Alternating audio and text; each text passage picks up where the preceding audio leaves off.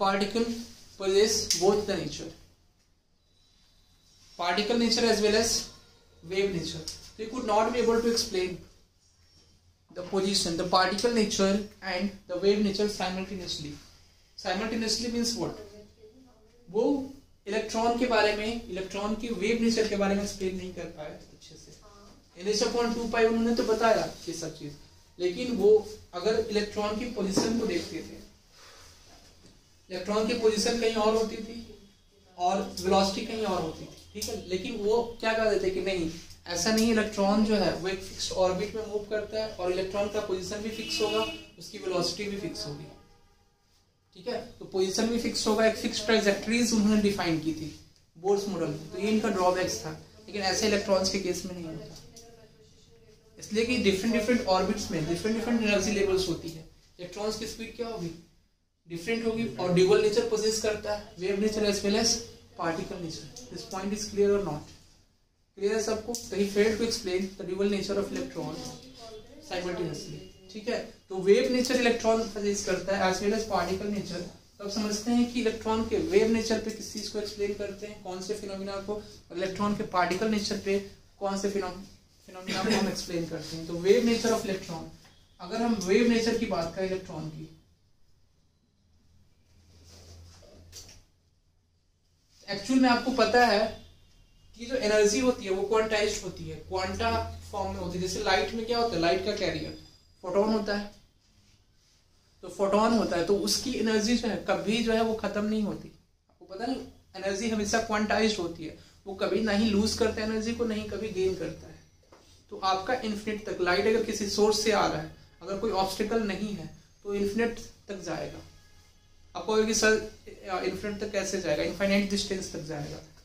अब dust particle भी क्या करते हैं, लाइट को रिस्ट्रिक्ट करते हैं, उसकी स्पीड को कम करते हैं. यू कैन से डस्ट पार्टिकल या एटमॉस्फेयर में जो भी गैसेस प्रेजेंट है वो सभी उसकी स्पीड को रिस्ट्रिक्ट करते हैं या ऑब्स्टिकल की तरह बिहेव करते हैं. लेकिन अगर कोई ऑब्स्टिकल ना हो तो लाइट की स्पीड काफी ज्यादा फास्ट होती है, all of you know, and वो इन्फिनिट टाइम तक ट्रैवल करते ही जाएगा.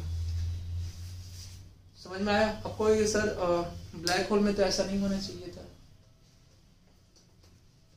You know the concept of black hole, already हम लाइव में डिस्कस कर चुके हैं कि क्या उसमें फिनोमेना होता है ब्लैक होल. ब्लैक होल किसको बोलते हैं, एक्सप्लेन कर सकता है? Yes you tell me. I don't know. Yes, time space में पॉइंट ब्लैंक रेंज पे जब हाई ग्रेविटी वो बन जाती है. हाँ, तो वो चीज है. बाकी हम एक्सप्लेन आपको किए थे पिछले क्लास में कि एक लार्ज स्टार होता है. There are 3 types of star as you know, large star, medium star and small star, ठीक है. तो बाय द टाइम क्या होता है, अब स्मॉल स्टार, लार्ज स्टार और जो है वो मीडियम स्टार, ये कंसिडर किया गया है चंद्रशेखर लिमिट से, जो 1.4 times the mass of the sun, उससे आपको बताया गया.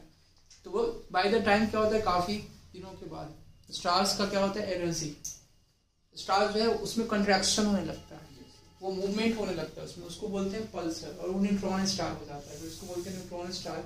और उसमें कॉन्ट्रैक्शन इतना ज्यादा हैवी होता है कि वो कॉन्ट्रैक्ट करने लगता है, सिकुड़ने लगता है, वो काफी ज्यादा बड़ा स्टार होता है.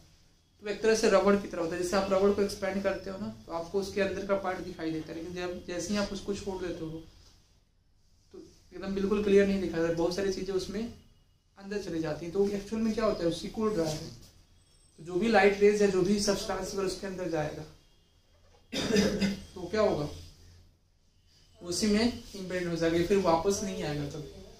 उसकी ग्रेविटी काफी ज्यादा हाई फील होने लगती है, इसलिए कि बहुत सारे सब्सटेंस को अपने अंदर क्या करता है, इम्बेड करता है. तो उसकी वजह से उसका मास जो और ज्यादा बढ़ जाता है, और मास बढ़ने की वजह से क्या होता है, फिर ग्रेविटी उसकी बढ़ जाती है. यू नो ना, force of gravity is equal to G m1 m2 upon r². आप लोग ऐसे देख रहे हैं, यूनिवर्स फोर्स आपको पता है ना, force of gravitation, universal law of gravitation में न्यूटन ने दिया था. क्वेश्चन इससे भी आता है जनरल साइंस में कि who has given the law of universal law of gravitation. Universal law of gravitation किसने दिया था, न्यूटन ने. उन्होंने क्या बताया था, F is equal to G into m1 into m2 upon r². Means every body which is present in this universe, each object which is present in every object which is present in universe, celestial bodies or heavenly bodies you can say, attract each other with a force which is directly proportional to the product of their masses and inversely proportional to the square of the distance between them. ठीक है, means क्या था कि अगर दो आपके क्या है बॉडी है यूनिवर्स में,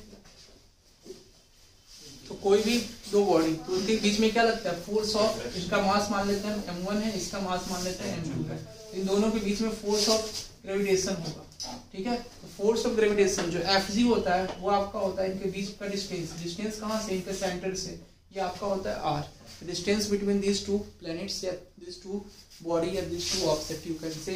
तो Fg आपका हो जाएगा Fg is equal to g into m1 m2 upon r square. काफी इंपॉर्टेंट है, ग्रेविटेशन में आपको पढ़ना होता है. G is known as gravitational constant 6.687 into 10 power minus 11 newton metre square per kg square. तो इसका ग्रेविटेशनल कांस्टेंट की वैल्यू होती है ये. ठीक है, और बाकी मास m1 into m2 upon r square ये लिखते हैं. तो ये आपका किसने दिया था, क्वेश्चन आया हुआ है इसमें, ये यूनिवर्सल लॉ ऑफ ग्रेविटेशन किसने दिया था, न्यूटन ने दिया था. तो ये all of you are aware of this. तो wave nature of electron, wave nature किसके ऊपर बेस्ड है, इलेक्ट्रॉन का. इससे कौन से फिनोमेना हम एक्सप्लेन करते हैं. आपको बताया था हम interference of light. Interference of light में क्या होता है, wave nature of electron interference of light को एक्सप्लेन करता है. तो वेव नेचर जो है वो इंटरफेरेंस ऑफ लाइट को एक्सप्लेन करता है. और किसको, डिफ्रैक्शन, डिफ्रैक्शन ऑफ लाइट को, डिफ्रैक्शन ऑफ लाइट. तो क्वेश्चन आपको आता है कि which of the following phenomena is based on the wave nature of electron या wave nature of light. Electron बोल सकते हैं, और लाइट के केस में अगर बोले तो wave nature of light. Light के भी ड्यूअल नेचर होते हैं, आपको पता है ना. Light poses also dual nature, particle nature as well as wave nature, wave nature of light. And it also produce electromagnetic field, electric field as well as magnetic field. इसलिए कि जब देखो चार्ज पार्टिकल जब rest में होता है तो आपका क्या प्रोड्यूस करता है, electric field. Electric field means what, विद्युत क्षेत्र जिसको बोलते हैं हम लोग. और जब चार्ज पार्टिकल, जब वही चार्ज पार्टिकल मूवमेंट करने लगता है, घूमने लगता है, तो क्या प्रोड्यूस करता है, मैग्नेटिक फील्ड. जैसे आपने पढ़ा होगा magnetic effect of current class 10. Magnetic effect of current में क्या होगा, means particle nature of light को एक्सप्लेन करता है. This is known as particle nature. And next is photo electric effect. Photo electric effect ये काफी इंपॉर्टेंट है. Photo electric effect सबको समझ में आता है ना, photo electric effect. This is also explain by particle nature of light, not on the wave nature of light. Particle nature of light, particle nature के ऊपर जो है वो क्या है, फोटो इलेक्ट्रिक इफेक्ट जो है वो. डिपेंडेंस में भी तो इलेक्ट्रॉन होते हैं, आपको पता है ना, फोटो इलेक्ट्रिक इफेक्ट. तो इंटरफेरेंस के बारे में आपको बता चुके थे पिछले क्लास में. क्या होता है, यस, इंटरफेरेंस ऑफ लाइट. पढ़ के आना नोट्स नेक्स्ट क्लास में आप लोग. डिफ्रैक्शन ऑफ लाइट ये भी बता चुके हैं. स्कैटरिंग ऑफ लाइट भी बता चुके हैं. स्कैटरिंग ऑफ लाइट, वेव ग्योर, 7 कलर्स में टूटना प्रिज्म के ऊपर. इसके बारे में, इंटरफेरेंस के बारे में बताया था आपको कि जब सेम फ्रीक्वेंसी होगी, सुपर इम्पोजिशन होगा लाइट वेव्स का. ठीक है, सुपर इम्पोजिशन होगा तो क्या होगा, जब दोनों एक दूसरे के ऊपर अगर लाइट वेव्स आएंगी तो उस केस में उनकी फ्रीक्वेंसी क्या होगी, ज्यादा होगी. ठीक है, और जब दोनों अलग होंगी तो उस केस में उनकी फ्रीक्वेंसी कम होगी. समझ में आया. ये आपको पॉइंट बताया था. स्कैटरिंग ऑफ लाइट में, स्कैटरिंग ऑफ लाइट में विवग्योर आपको पता ही है. विवग्योर में बताया था VIVGYOR, violet, indigo, blue, yellow, orange and red. This all are 7 colours. Primary colours के बारे में भी डिस्कस आपको कर चुके हैं पिछले क्लास में. तो विवग्योर में सबसे ज्यादा वेवलेंथ किसका होता है और सबसे कम वेवलेंथ किसका होता है. ये सब विजिबल लाइट रेज होती हैं. ठीक है, इनका वेवलेंथ कितने से कितने के बीच में होता है, 400 नैनोमीटर से 750 नैनोमीटर के बीच में होता है. इसको बोलते हैं हम लोग कि विजिबल लाइट रेज है. क्लियर है पॉइंट. तो इनका वेवलेंथ सबसे ज्यादा किसका होता है, रेड लाइट का. तभी तो हम लोग ट्रैफिक सिग्नल्स या डेंजरस सिग्नल्स के फॉर्म में जो traffic as a traffic light use करते हैं रेड को. जैसे आप ट्रेन वगैरह में भी जाते हैं तो देखा होगा आपने, सिग्नल जब रेड होता है तो वो आपको दूर तक दिखाई देता है. जब रेड सिग्नल होगा तो दूर तक आपको दिखाई देता है, इसलिए उसको हम लोग बोलते हैं डेंजर सिग्नल्स का साइन है. क्लियर है पॉइंट. नेक्स्ट इसको आप लिख लो 1 by 1 उसके बाद हम लोग इसके बाद हम लोग पढ़ेंगे हिजेनबर्ग अनसर्टेनिटी प्रिंसिपल। ठीक है, हिजेनबर्ग अनसर्टेनिटी प्रिंसिपल। यस, इससे क्वेश्चन आते हैं, काफी ज्यादा इंपॉर्टेंट है। तो Bohr's model of an atom लिखो, postulate number 3। Postulate number 3, electron revolving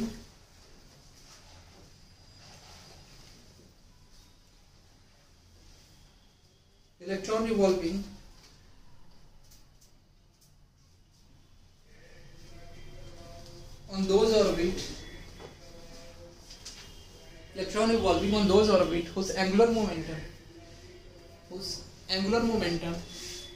whose orbital angular momentum, not orbital angular momentum, whose orbital angular momentum, that is mvr is equal to nh upon 2 pi।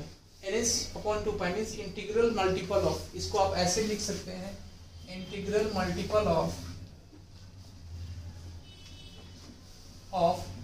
h upon 2 pi, integral multiple of h upon 2 pi। You can write down like this also, integral multiple of h upon 2 pi, integral multiple of h upon 2 pi। This is postulate number 3 as this was given by Bose।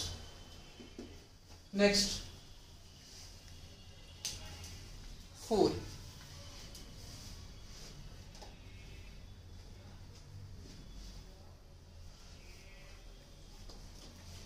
electrons are revolving around the nucleus of an atom in a fixed orbit, around the nucleus of an atom in a fixed orbit,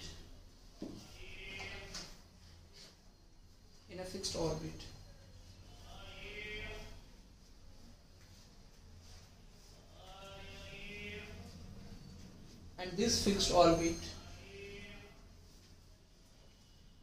is associated with same energy level, this fixed orbit is associated with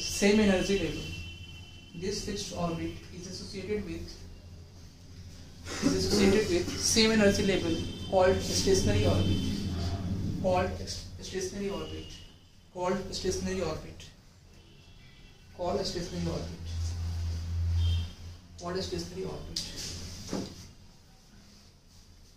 उसके बाद next point लिखेंगे आप इसमें, called stationary orbit. This point is clear ना, called stationary orbit. By the expiry of time electrons remains in, by the expiry of time the electrons remains in their stationary orbit, electron remains in their stationary orbit,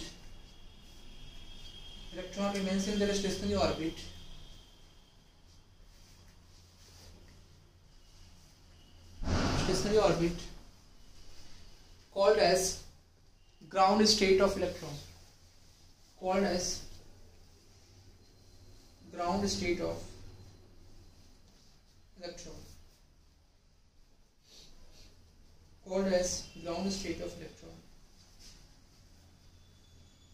ठीक है। Next लिखोगे आप energy, postulate number 5।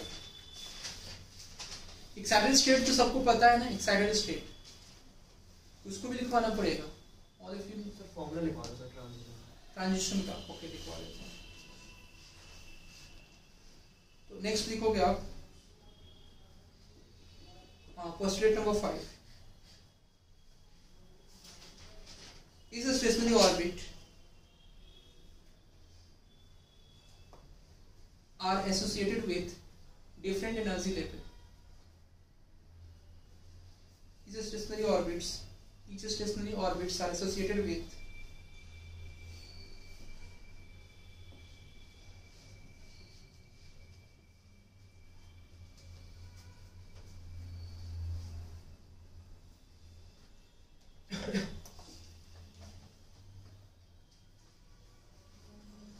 and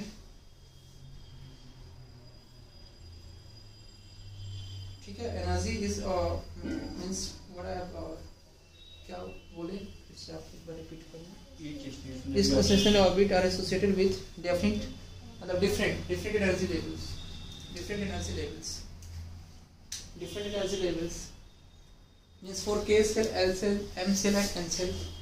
आप energy level का आप इस तरह से लिख सकते हैं. K cell is the energy level of K cell is less than the energy level of L cell is less than energy level of M cell is less than the energy level of N cell.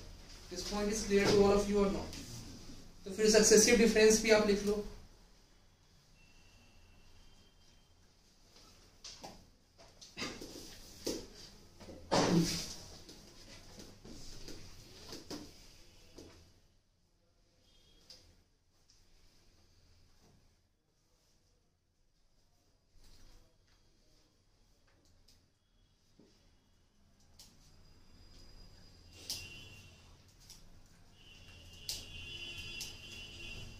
ठीक है जी, समझ में आया? तो अब इसमें next एक और थोड़ा सा है, इसमें एक्साइटेड स्टेट के बारे में एक्सप्लेन करते हैं. जैसे देखो, अगर हम इलेक्ट्रॉन को एक्साइट कराते हैं, एक्साइट कब करेगा? जब इलेक्ट्रॉन को, देखो जब एक्साइटमेंट होगा, इलेक्ट्रॉन जो है एक्साइट करेगा, एक्साइटेड स्टेट में जाएगा, तो उस केस में इलेक्ट्रॉन जो है एनर्जी को क्या करेगा? एब्जॉर्ब करेगा. ठीक है, एनर्जी को एब्जॉर्ब करेगा, तभी तो उसकी एनर्जी ज्यादा हाई होगी और वो आगे वाले स्टेट में जाएगा, मतलब सेकेंड ऑर्बिट में जाएगा. जैसे फर्स्ट एक्साइटेड स्टेट में यानी सेकंड ऑर्बिट में. जैसे first excited state means first orbit आपका होगा. जैसे केस में आपको क्या मान लेता हूं, फर्स्ट ऑर्बिट. एल सेल आपका हो जाएगा second orbit. Try to understand this point. This is third orbit and this is fourth orbit. समझ में आ रहा है सबको? तो फोर्थ ऑर्बिट. अब समझो यहाँ पे फर्स्ट ऑर्बिट में कोई भी इलेक्ट्रॉन होगा जिसको हम एनर्जी क्या करेंगे? प्रोवाइड करेंगे. एनर्जी को अब्जॉर्ब कर लिया. उसकी स्टेशनरी ऑर्बिट में उसकी एनर्जी फिक्स थी, लेकिन इलेक्ट्रॉन ने क्या किया? बाय द टाइम इसने एनर्जी को एब्जॉर्ब कर लिया और एनर्जी को एब्जॉर्ब करके क्या कहां चला गया? सेकंड ऑर्बिट में. समझ में आया? और सेकंड ऑर्बिट में जब जाएगा, इसका मतलब हम लोग बोलेंगे कि इलेक्ट्रॉन जो है वो फर्स्ट एक्साइटेड स्टेट में है. तो इलेक्ट्रॉन जो है एब्जॉर्ब करता है या रिलीज करता है इन the form of radiation. Electron जो है एनर्जी को एब्जॉर्ब करता है या रिलीज करता है इन द फॉर्म ऑफ रेडिएशन. लेकिन हर एक स्टेशनरी ऑर्बिट की अपनी एनर्जी फिक्स होती है. ये पॉइंट समझ में आ रहा है आपको? लेकिन अगर इलेक्ट्रॉन ने एनर्जी को एब्जॉर्ब कर लिया, इलेक्ट्रॉन ने एनर्जी को एब्जॉर्ब कर लिया in the form of radiation, then in that case it will excite. ये क्या करेगा? एक्साइटमेंट इसमें हो जाएगा, एक्साइटेड स्टेट में पहुंच जाएगा. ये सेकंड ऑर्बिट में जब जाएगा तो इसको बोलेंगे कि इलेक्ट्रॉन क्या है? फर्स्ट एक्साइटेड स्टेट में है. तो फर्स्ट एक्साइटेड स्टेट बोलने का मतलब कि वो सेकंड ऑर्बिट में है. n = 2 होगा. ठीक है, अगर वो सेकंड एक्साइटेड स्टेट में होगा मींस थर्ड ऑर्बिट में होगा. क्लियर है? अगर वो थर्ड एक्साइटेड स्टेट में होगा यानी फोर्थ ऑर्बिट में होगा. एक पॉइंट इसमें भी लिख लो, तो एक्साइटेड स्टेट का है इसमें. फिर उसके बाद इसमें आता है ionization energy. Ionization energy is very very much important. अब देखो आयनाइजेशन एनर्जी क्या होता है? जितना एनर्जी हम इसको दिए इलेक्ट्रॉन को एक्साइटेड कराने में, इलेक्ट्रॉन को जितना एनर्जी दी हम एक्साइट कराने में, और एक्साइट करा के जब नेक्स्ट स्टेज में पहुंचा, ठीक है, नेक्स्ट ऑर्बिट में पहुंचा, तो वो जो अमाउंट ऑफ टोटल एनर्जी होगी, the amount of total energy required to excite an electron as it goes from first orbit to second orbit is known as ionization energy. समझ में आया? तो उस एनर्जी को हम लोग बोलते हैं आयनाइजेशन एनर्जी. काफी इंपॉर्टेंट है. दूसरा होता है सेपरेशनल एनर्जी. सेपरेशनल एनर्जी क्या होता है? दो ऑर्बिट का जो अलग अलग एनर्जी होगा, सेपरेशन मींस जैसे इसमें इलेक्ट्रॉन गया, इसके इलेक्ट्रॉन्स की एनर्जी, दोनों की एनर्जी क्या होगी? अलग अलग होगी. तो ये this energy is known as separational energy. ठीक है, तो बहुत सारे कॉन्सेप्ट हैं इसमें मिक्स हो जाते हैं और काफी ज्यादा इंपॉर्टेंट भी है. एक दो पॉइंट इसमें और लिख लो पोस्टुलेट नंबर 5 में ही. Postulate number 5,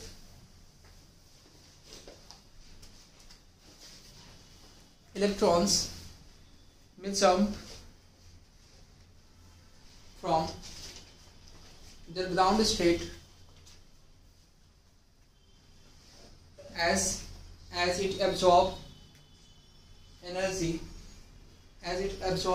in the form of radiation, as it absorb energy in the form of radiation, as it absorb energy in the form of radiation. अब रिलीज होगा, अगर एनर्जी को रिलीज करेगा तो फिर किसमें पहुंच जाएगा? अपने ग्राउंड स्टेट में. एनर्जी को जब रिलीज करेगा तो अपने ग्राउंड स्टेट में. तो एक्चुअल में वो रिवर्स नहीं होता. रेडिएशन के फॉर्म में जो एनर्जी यहाँ पे क्या होती है?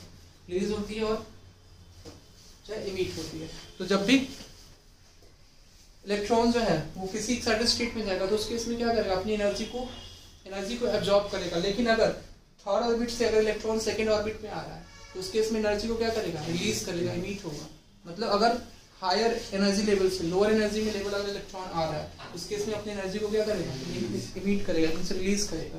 समझ में आ रहा है? तो energy is released when electron goes from higher energy level to lower energy level. ये आप एक पॉइंट लिख सकते हैं, energy is released in the form of radiation as electron goes from higher energy level to the lower energy level. Clear a point? तो first excited state is known as second orbit for the electron. तो आपको लिख लो first excited state means second orbit for the electron. First excited state means second orbit. Third excited state we can say that this is third orbit, and third excited state means fourth orbit. This point is clear to you, ना? This point is clear to you? अच्छा ठीक है। जैसे हम क्या करते हैं, देखो के सेल में इलेक्ट्रॉन है आपका, तो इसको हम लोग ऊर्जा दिए, मतलब ये ऊर्जा अलग से नहीं दिए, ये इस ऊर्जा को क्या करेगा, इसके ऑर्बिट में जो ऊर्जा प्रेजेंट है, जो भी उपस्थित है, उसको वो एब्जॉर्ब करेगा, उसको अवशोषित करेगा, और उसके बाद जब उसकी एनर्जी काफी ज्यादा हो, एब्जॉर्ब करने को, तो अवशोषित करने के बाद क्या होगा, फिर एल सेल में जाएगा, एल सेल में जाएगा, इसकी एनर्जी ज्यादा होगी, इसकी ऊर्जा ज्यादा हो गई, तो अब इसमें क्यों रहना चाहेगा। आपको पता है ना टेम्परेचर कहाँ से कहाँ फ्लो करता है, हाई टू लो। मतलब अगर आप देखो, आप खुद ही देखो, आप ऐसे लोगों को दोस्त बनाना चाहेंगे ना जो अच्छे हो पढ़ने में, तो काफी ज्यादा जिनका नाम हो, उनके प्रति ज्यादा अट्रैक्टेड होंगे, तो इलेक्ट्रॉन जो है कहेगा नहीं, तुम लोगों से ज्यादा हमारी एनर्जी इस ऑर्बिट में इलेक्ट्रॉन जो भी है, अब हम इस ऑर्बिट में नहीं रहना चाहेंगे, हमको क्या है दूसरे ऑर्बिट में जाना है, तो ये अगले ऑर्बिट में जाएगा। इसको बोलते हैं हम लोग कि ये फर्स्ट एक्साइटेड स्टेट में है। जब दूसरे ऑर्बिट में चला जाएगा नेक्स्ट ऑर्बिट में, तो ये सेकंड ऑर्बिट होगा, और सेकंड ऑर्बिट में यही इलेक्ट्रॉन अगर जाएगा तो फर्स्ट एक्साइटेड स्टेट में होगा। क्लियर है? अगर यही इलेक्ट्रॉन जो है अगर एम सेल में चला जाए तो इसी का क्या होगा, मतलब इसकी एनर्जी इतनी ज्यादा हो गई कि एम सेल में चला जाए, तो ये कौन सी एक्साइटेड स्टेट में होगा, सेकंड एक्साइटेड स्टेट में होगा। क्लियर है सबको ये पॉइंट? तो इस तरह से जो है अब समझ में आया ना, इस तरह से इसको बोलेंगे हम लोग आगे। अब इसके ड्रॉबैक्स को हम लिखते हैं वन बाय वन, और इसमें जो है आयोनाइजेशन एनर्जी लिख लो, इससे से रिलेटेड है आयोनाइजेशन एनर्जी। यस, फॉर्मूला होता है 1/Rydberg कांस्टेंट * 1/N1 - 1/N2। हाँ, तो वो जो है देखो रिडबर्ग कांस्टेंट होता है, I will tell you for the thing, radius भी होता है इसमें 0.529 × n² हम लोग करेंगे उसको, नॉट टेक टेंशन होता है, ठीक है। अब थोड़ा सा वो डिटेल में हो जाता है, लेकिन अब फिर भी करेंगे, जल्दी उसको करेंगे। तो ये समझ में आया ना। तो नेक्स्ट इसमें ये आपने लिख भी लिया, अब ड्रॉबैक्स लिख लो। Drawbacks of Bohr's model of an atom, drawbacks.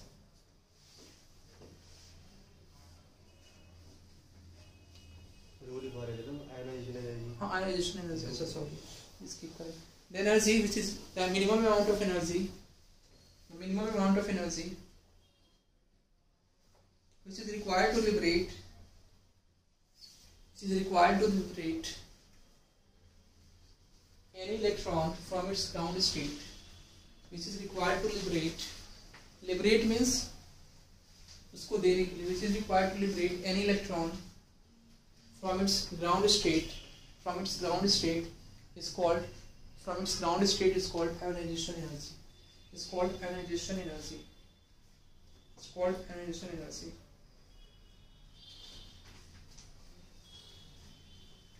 ठीक है, तो ये आपका हो गया, It's called ionization energy. Next लिखोगे आप ड्रॉबैक्स, लिखोगे Bohr's model could not be able to explain the dual nature of electron simultaneously,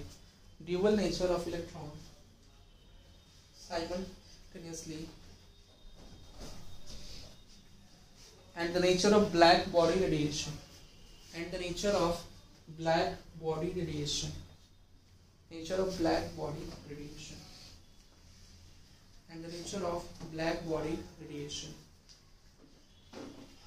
clear है? तो ब्लैक बॉडी रेडिएशन कोई एक्सप्लेन नहीं कर पाया था, इसलिए तो 1500 के अप्रॉक्स में जो है इनकी थ्योरी आई थी, Max Planck theory of black body radiation अभी आई थी, उसको भी हम लोग पढ़ेंगे।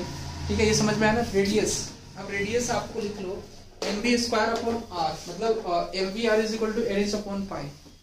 ठीक है, ये सबको समझ में आया ना? ये 2 पॉइंट यहाँ पे लिख लो। वेव नेचर ऑफ इलेक्ट्रॉन, इसको आप लिख लो, काफी इंपॉर्टेंट है। वेव नेचर ऑफ इलेक्ट्रॉन को कौन, वेव नेचर ऑफ इलेक्ट्रॉन में interference of light wave nature होता है, पार्टिकल नेचर में आपका स्कैटरिंग हो जाएगा, और फोटोइलेक्ट्रिक इफेक्ट डिफ्रैक्शन भी वेव नेचर से एक्सप्लेन होता है। इसको आप लिखेंगे।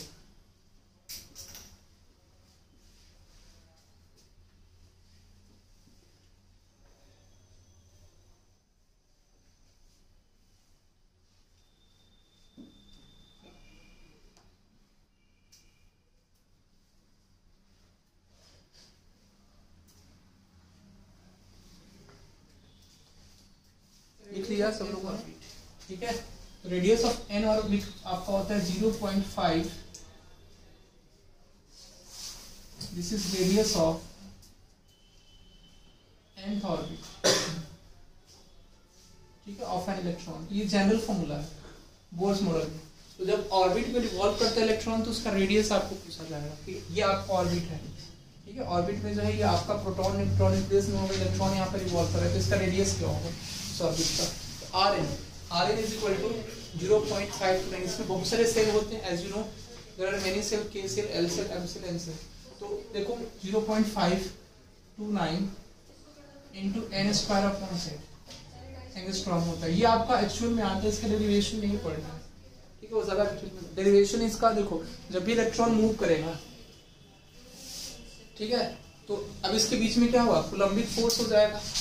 समझ में आ रहा है? इसका डेरिवेशन यहाँ से आता है। इसके बीच में क्या लग रहा है, electrostatic force of attraction. Fc is equal to इसके इक्वल आ जाएगा सेंट्रीपेटल फोर्स। Fc ये आपका कूलम्बिक फोर्स है, और ये हो जाएगा सेंट्रीपेटल फोर्स। समझ में आ रहा है? कूलम्बिक फोर्स यहाँ पे सेंट्रीपेटल फोर्स के इक्वल हो जाएगा, इसलिए कि इसके बीच में इलेक्ट्रोस्टैटिक फोर्स ऑफ अट्रैक्शन ही तो लग रहा है। 2 चार्ज पार्टिकल हैं, एक प्लस है और एक माइनस है, मतलब प्रोटॉन जो है वो न्यूक्लियस में बैठा हुआ है, इलेक्ट्रॉन जो है वो चारों तरफ घूम रहा है। समझ में आ रहा है? तो इसके बीच में कैसा फोर्स लगेगा, कूलम्बिक फोर्स लगेगा। कूलम्बिक फोर्स लगेगा तो Fc एक कूलम्बिक बताया था पिछले क्लास में इलेक्ट्रोस्टेट में, आपको क्या होता है K into Q1 into Q2 upon R square. तो ये भी E हो जाएगा, इसके ऊपर भी चार्ज, और इसके ऊपर भी चार्ज क्या है, E है। अब एक माइनस होता है, प्लस में होता है, अपॉन ये ZE हो जाएगा ये, इसलिए कि Z भी तो है इसके साथ, प्रोटॉन के साथ Z भी होता है, मीन्स जो भी हर एक अलग अलग एटम के लिए अलग अलग है, तो Z into upon R square is equal to ये सेंट्रीपेटल फोर्स हो जाएगा mv स्क्वायर अपॉन R। तो यहाँ से आपकी R की वैल्यू आती है। समझ में आया? तो यहाँ से इसको फिर डिराइव करते हैं। उसके बाद ये आता है R is equal to 0.592 n square upon z। n क्या होता है, n is equal to number of orbit या सेल, आप लोग बोल सकते हैं n is equal to number of orbit. z क्या हो जाएगा, z आपका हो जाएगा एटॉमिक नंबर, किसका, एलिमेंट का। एलिमेंट का ही एटॉमिक नंबर हो जाएगा। एक क्वेश्चन लिख लो आप और इसको सॉल्व करो कि radius of nth orbit, nth Bohr orbit बोलते हैं इसको, radius of nth Bohr orbit. Write down one question related to this. Calculate the radius of first, second and third Bohr's orbit of hydrogen. पूछा जाता है hydrogen का, काफी important, directly पूछा जाता है इसको। First, second, third and fourth orbit of hydrogen atom, third fourth orbit of hydrogen atom. ये किसमें होगा, एंगस्ट्रॉम में होता है। एंगस्ट्रॉम समझते हैं ना आप, 1 angstrom is equal to how many metre, -3। ये सबको याद है। सेंटीमीटर में -8 समझ में आया ना सबको, इनटू 10⁻² कर देते हैं। अब first, second and third Bohr orbit, third and fourth Bohr orbit of hydrogen atom. तो 4 हाइड्रोजन एटम समझिए आप यहाँ पे, 4 हाइड्रोजन एटम। हाइड्रोजन एटम के लिए जनरली पूछा जाता है, आपको क्वेश्चन में भी रहता है, आता है। तो हाइड्रोजन एटम के लिए n क्या हो जाएगा, n1। फर्स्ट ऑर्बिट के लिए, फर्स्ट ऑर्बिट के लिए क्या हो जाएगा, n1, और z एटॉमिक नंबर कितना होता है हाइड्रोजन का, 1 हो जाता है। तो Rn रेडियस क्या हो जाएगा फर्स्ट ऑर्बिट का, 0.529 इंटू 1 का square upon 1 is equal to 0.529 angstrom. Radius जो है वो आपका आ गया फर्स्ट ऑर्बिट का, किसमें हाइड्रोजन एटम में। Radius of second orbit of hydrogen atom, ये क्या हो जाएगा R2 we can write down 0.529 into 2 का whole square upon z, z is 1, so this becomes 0.529 into 4 and this becomes how much 6, 3, 4 2 जा 8, 3, 11 और 5 2 जा 20, 21 and 2.116। क्लियर है सबको, समझ में आया, कोई डाउट। इसी तरह से थर्ड और बोर ऑर्बिट की आप फाइंड आउट कर सकते हो। Third Bohr orbit R3 0.529 into 3 का स्क्वायर अपॉन 1 and 3 का square means 9 into 0.529 and this becomes 1 और 88 26 और 6 45 to 47 मतलब 4.761 एंगस्ट्रॉम। क्लियर है पॉइंट, तो ये आपका होगा। तो इस तरह से जो है आप कर सकते हैं, ये R3 R4 फाइंड आउट कर सकते हैं। तो नेक्स्ट क्लास में थोड़ा सा रिडवर कांस्टेंट के बारे में बता देंगे, ट्रांजिशन फेज के बारे में बता देंगे, 1 रिडवर constant into 1 n square minus 1 n2 square, n1 का स्क्वायर माइनस n1 का स्क्वायर। इलेक्ट्रॉन जो है जंप करते हैं एक स्टेट से दूसरे स्टेट में। तो उसके बाद हिजेनबर्ग अनसर्टेनिटी प्रिंसिपल पढ़ना है, उससे भी क्वेश्चन आते हैं, ठीक है। उसके बाद जो है क्वांटम नंबर हम लोग लास्ट में पढ़ेंगे। सबसे क्वांटम नंबर्स के जो रूल हैं, कैसे इलेक्ट्रॉन फिल अप होते हैं, समझ में आ रहा है, ओके।